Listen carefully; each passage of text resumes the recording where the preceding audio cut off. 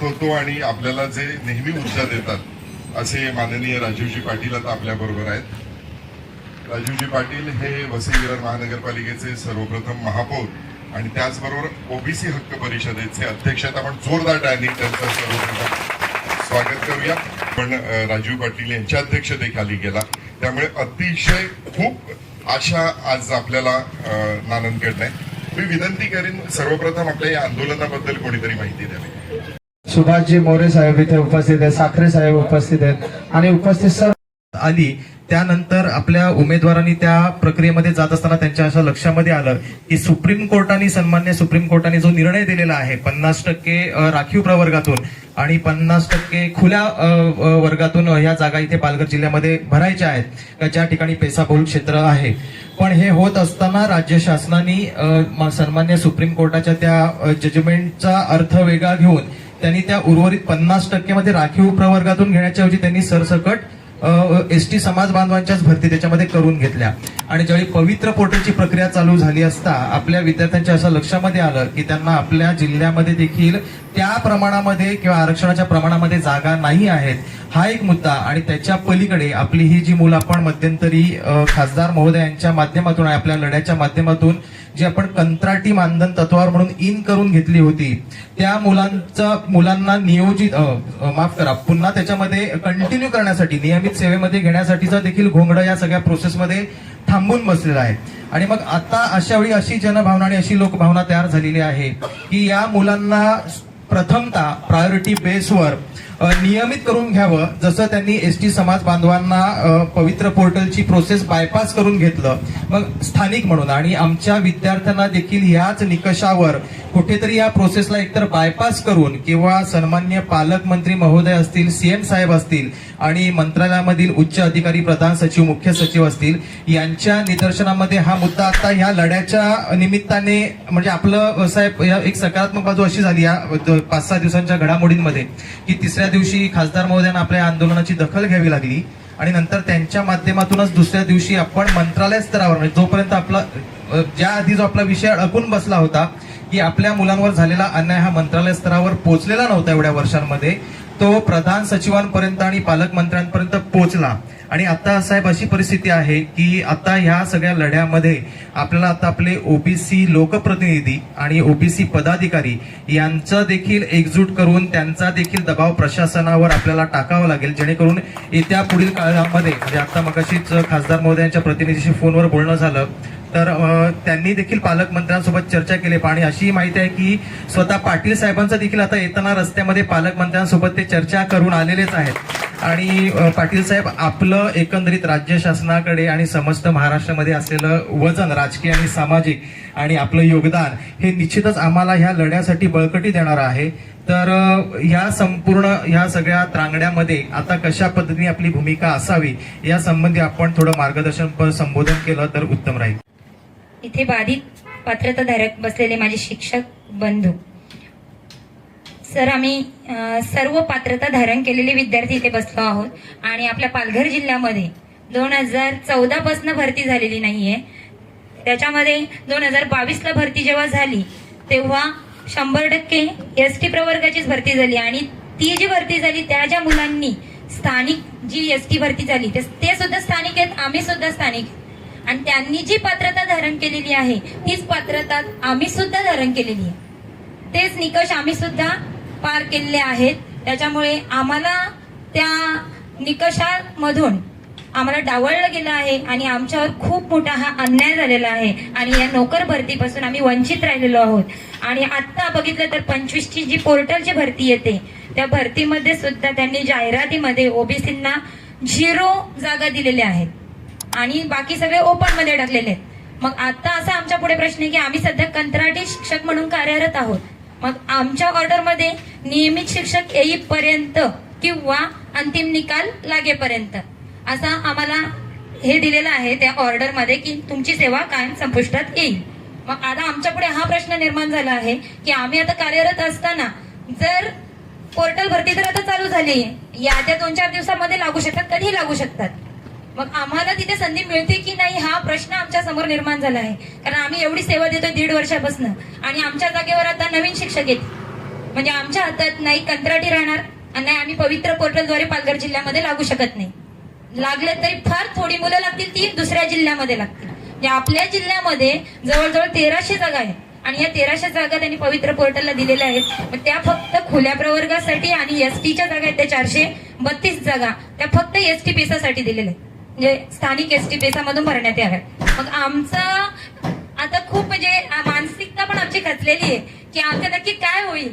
यासाठी आम्ही नक्कीच आपल्याकडून अपेक्षा करतोय की आपण पालकमंत्री आणि सीएम यांच्यासोबत चर्चा करून हा मुद्दा लवकरात लवकर कसा आपल्याला तोडगीस काढता येईल, कृपया याच्यावर आपलं लक्ष असावं. आणि आमच्या सर्व पात्रता बाधित जे उमेदवार आहेत त्यांच्याकडून अपेक्षा आहे की आपण हा मुद्दा लवकरात लवकर पुढे पोहोचून आम्हाला नक्कीच तुम्ही न्याय द्याल ही अपेक्षा व्यक्त करते. धन्यवाद. आपले पालकमंत्री त्याचबरोबर शिक्षण मंत्री आणि चीफ सेक्रेटरी एज्युकेशन यांच्याशी तुम्हाला मी मीटिंग घेऊन देतो. काय झालं, मीटिंग घेऊन दिवस निघून गेले. पवित्र पोर्टलची 16 तारीख लास्ट होती, 13 तारखेला आमची सभा झाली आणि 18 तारखेला मीटिंग लावली. म्हटलं पवित्र पोर्टल क्लोज झाल्यानंतर सभा घेऊन काही आमच्या हाती लागणार नाही आणि म्हणून लवकरात लवकर आपण प्रयत्न करायचा. 18 तारखेला आम्ही नेहमीप्रमाणे गेलो. कॅबिनेट 1:30 वाजता सुरू झाली आणि संध्याकाळपर्यंत आमची कोणत्याही मंत्र्याशी किंवा कोणाशी भेट होऊ शकली नाही. फक्त झिरवळ साहेबांकडे बसलो. झिरवळ साहेबांनी 2-3 शब्द काय सांगितले. एकनाथ शिंदे साहेबांकडे गेलो. सन्मान्य शिंदे साहेब सुद्धा खूप व्यस्त होते. आमचं निवेदन घेतलं आणि सन्माननीय शिक्षण मंत्र्यांना एक नोट लिहिली की तात्काळ ह्याच्यावर आपण सभा घेऊन योग्य ती कार्यवाही करावी. त्यानंतर सन्मान्य खासदार साहेबांच्या निवासस्थानासमोर आलो. खासदार साहेबांनी दिलं, या लोकांनी जे काही प्रॉमिस केलं त्या अनुषंगाने 23 तारखेला सकाळी 9 वाजेपासून रात्री 8:30 वाजेपर्यंत सन्मान्य खासदार साहेब आमच्या समवेत होते. खरं तर त्या दिवशी सन्मान्य पालकमंत्र्यांची 2 पत्र घेतली, एक दादाजी भुसे साहेबांना आणि एक सन्मान्य सीएम देवेंद्रजी फडणवीस साहेबांना. त्यानंतर आम्ही खरं तर सकाळी 9 वाजता आपले शिक्षण मंत्र्यांच्या समेत गेलो. ना एकच लोकांनी ठरलेलं आहे, 50% रिझर्वेशन मीन्स टोटल एसटी. त्यांच्या डोक्यात म्हणजे अगदी परफेक्ट सगळ्यांच्या बसलेलं आहे. आम्ही ज्यावेळेस 7:30 वाजता सन्मान्य चीफ सेक्रेटरी देओल साहेबांकडे गेलो, सन्मान्य खासदार साहेब सांगतायत की ही मुलं स्थानिक आहेत, जशी आमची स्थानिक एसटी घेतली तसं स्थानिक म्हणून तुम्ही हा नाही घ्या. फार किती 200 विद्यार्थीच आहेत, आम्ही 530 सांगतोय पण खऱ्या अर्थाने 230 फक्त किंवा 200 विद्यार्थी आहेत, तर यांना तुम्ही सामावून घ्या. परंतु कोणी ऐकण्याच्या भूमिकेत नव्हते. युवराज शेवटी ओरडला का आमचे खासदार तुमच्या समोर बसलेले आहेत, किमान आम्ही काय सांगतोय ऐकण्याची भूमिका ठेवा. आणि त्यानंतर मग आमचं ऐकून घेतलं आणि या बाबतीत मी पुढील स्तरावर चर्चा करतो आणि योग्य तो निर्णय घेऊ असं नेहमीप्रमाणे आम्हाला आश्वासन दिलंय. खरं तर नाना, आता पवित्र पोर्टल जी भरती होणार आहे त्याची यादी लागणार आहे 26 ते 31 तारखेच्या दरम्यान केव्हाही. आणि मुद्दा असा आहे की जे 846 आमचा पहिला नाना मुद्दा आहे की जे आमचे आदिवासी बांधव लागलेत त्यांच्या आम्ही विरोधात अजिबात नाहीत, त्यांनाही घ्या. 846 विद्यार्थी घेत असताना सन्मान्य देओल साहेबांनी एक सांगितलं की जागा आम्ही वाढवल्या. ज्या पर जिल्ह्यामध्ये इथूनली मुलं 22च्या टेट परीक्षेच्या मेरिट मधून गेली होती, त्या सर्वांना आम्ही आपल्या जिल्ह्यात आणण्यासाठी जागांमध्ये वाढ केली. जर त्यांच्या जागांमध्ये तुम्ही वाढ करतायत त्या 200 मुलं वाढवण्यासाठी घेण्यासाठी आपण 80% जागा भरलेल्या आहेत. आता 1300 ते 80%चे, मग 80% भरतायत तर 20% अद्याप जागा रिझर्व्ह आहे.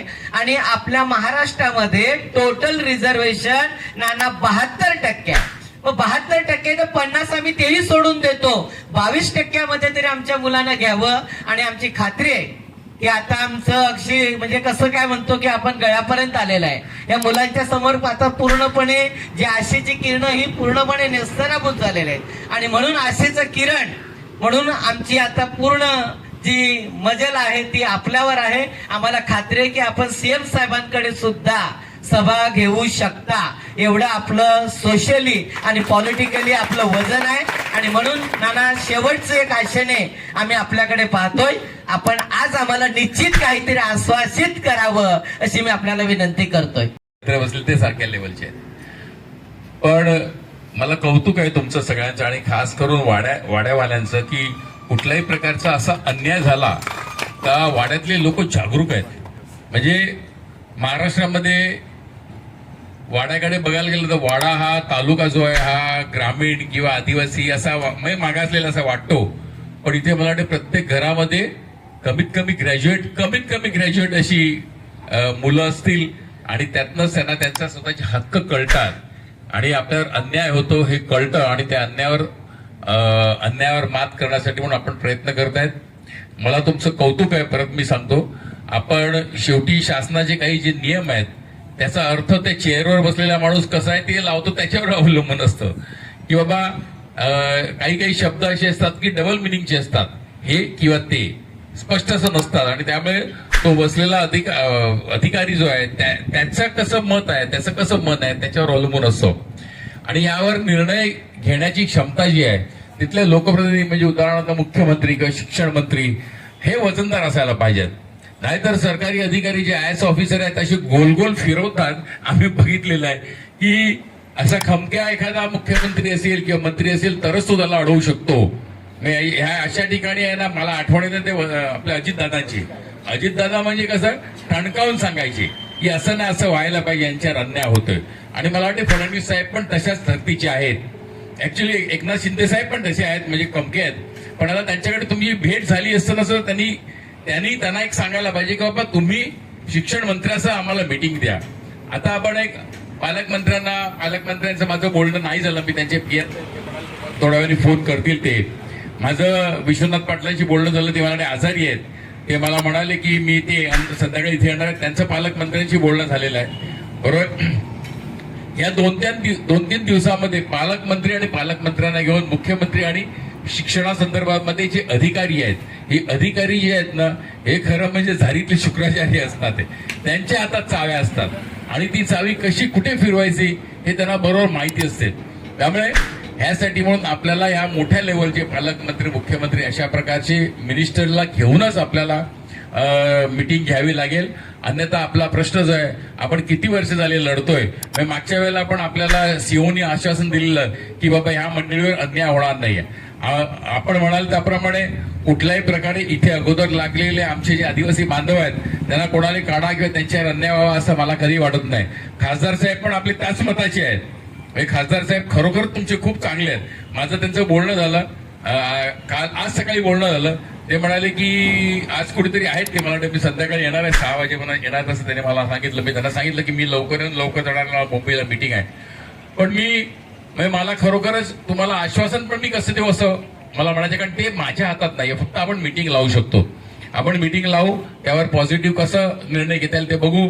पण मी तुम्हाला एक सांगतो, तुमचा हा लढा हा खूप चांगला लढा आहे. असा लढा चालू ठेवा. कारण काय, आपल्याकडे म्हण आहे, रडलं नाही तर बाळ रडलं नाही तर आई पण दूध पाजत नाही. तसं शासन हे आपले मायबीप सरकार आहे आणि त्यांच्यावरकडे आपल्याला लढायला पाहिजे, आपल्या हक्कासाठी लढायला पाहिजे. आपल्याला काय एक्स्ट्रा बोनस नको पाहिजे किंवा पगारवाढ नको पाहिजे. आमची जी रोजीरोटी तीच पाहिजे असंच आपलं म्हणणं आहे, बरोबर आहे. त्यामुळे तुम्ही खरोखरच ही जी मंडळी आहे सगळी, ह्या मंडळींनी हा लढा उभारलेला आहे, ही मंडळी खरोखर त्या मताची आहेत, चांगलं काम करणारे, त्यांच्या सह राहा, त्यांच्या जोडीला असं तुम्हाला मी सांगतो. आम्ही सगळे एकत्र आहोत. म्हणजे आमच्याला कुठलाही पक्ष नाही, काही नाही. आपण सगळे एका पक्षाचे, एका विचाराचे, एका मताचे आहोत. त्यामुळे एकत्र येऊन आपण मुख्यमंत्र्यांकडे आणि पालकमंत्र्यांना घेऊन शिक्षण मंत्र्यांकडे आपण मीटिंग लावून हा तुमचा प्रश्न आहे, हा तुम्हाला 100% सुटेल याची मी तुम्हाला खात्री देतो. अनेक वर्षापासून पालघर जिल्ह्यातील बिगर आदिवासींचा आरक्षणाचा प्रश्न आहे, तो अजून सुद्धा प्रलंबित. आज सुद्धा गेल्या अनेक 7वा दिवस आहे. येथील बिगर आदिवासी समाजातील उमेदवार या ठिकाणी आंदोलन करत आहेत. काय भूमिका आहे? खरोखरच हा आपल्या पालघर वासियांवर अन्याय आहे. पालघरमध्ये ओबीसी आणि आदिवासी यांच्यामध्ये कधी वाद नव्हता, पण असं काहीतरी कुठल्याही राजकीय घडामोडीमुळे हा एक प्रकारचा सुप्त असा वाद आहे असं मला वाटते. पण पालघर जिल्ह्यामधली एकंदर लोकसंख्या बघितली तर त्यामध्ये ओबीसी लोकसंख्याही जास्त आहे. तरी ओबीसीचा कुठलाही माणूस आदिवासींचा हक्क कधी डावलत नाही. त्यांना त्यांची नोकरी मिळाली पाहिजे. पण शासनाच्या नियमाप्रमाणे पवित्र पोर्टलच्या नियमाप्रमाणे सुप्रीम कोर्टाने दिलेल्या आदेशाप्रमाणे जजमेंटप्रमाणे आपले हे सगळे प्रतिनिधी आहेत, यांची खरं म्हणजे भरती व्हायला पाहिजे ती का होत नाहीये, त्याला काय कारण आहेत ते